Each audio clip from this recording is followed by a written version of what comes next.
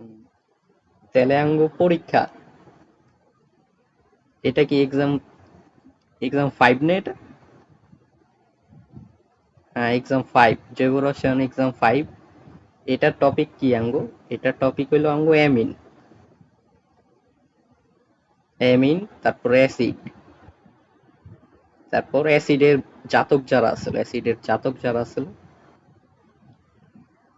Ester, তারপর amide, এগুলা মিলাই হইব আঙ্গু পরীক্ষা। 15 এমসিকিউ, সোজা প্রশ্ন থাকবে, একেবারে সহজ প্রশ্ন থাকবে, একেবারে মেন বই থেকেই আসবে। মেন বই থেকেই আসবো। মেন বই তো পড়ো না, এই কারণে পারো না। আহ, মে- সব পড়তে হইব, সব যা যা পড়াইতাছি সবই পড়তে হইব। ইম্পর্টেন্ট যেটা তোমার মনে হইব ইম্পর্টেন্ট, ওইটাও পড়বা, শুধু আমারটা পড়লে হইব? বারে বারে পড়বা, তুমি একবার রিডিং দিয়েই পরীক্ষা দিয়া দাও।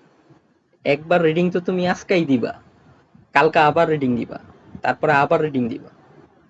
এই জৈব রসায়ন চ্যাপ্টার যে আমি কয়েকবার পড়ছি আমার হিসাব নাই। তোমার কি মনে হয় আমি ম্যাথ পারতাম, মানে এইচ ম্যাথ পারতাম? এইচ ম্যাথ কি আমি বারবার করছি নাকি? এইচ ম্যাথ আমি বারবার কখনোই করিনি। এইচ ম্যাথে সবচেয়ে কম টাইম দিছি আমি ইন্টারে, এইচএসসি তে, তারপর অ্যাডমিশনের টাইমে। সবসময়ই তুমি, আমি হায়ার ম্যাথ পারতাম দেখা, ম্যাথ স্ট্রং পয়েন্ট আসছিল দেখে ম্যাথেই সবচেয়ে কম টাইম দিছি। টাইম লাগছেই তো এইগুলাতে, এই যে জৈব রসায়নে টাইম লাগছে।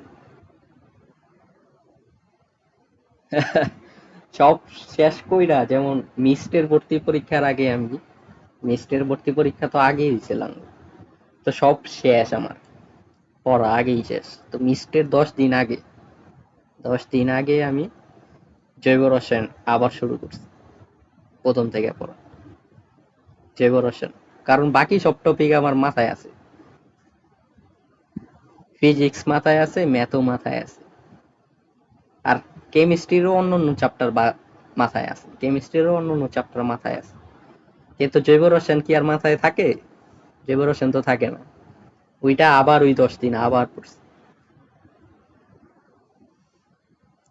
পড়তে হইব, লিখতে হইব বারে বারে, তাহলে কি না বিক্রিয়াগুলো মাথায় থাকবো, বিক্রিয়াগুলো মাথায় থাকার জন্যই তো এত পরিশ্রম,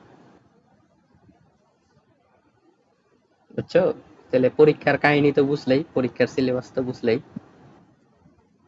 এটাই।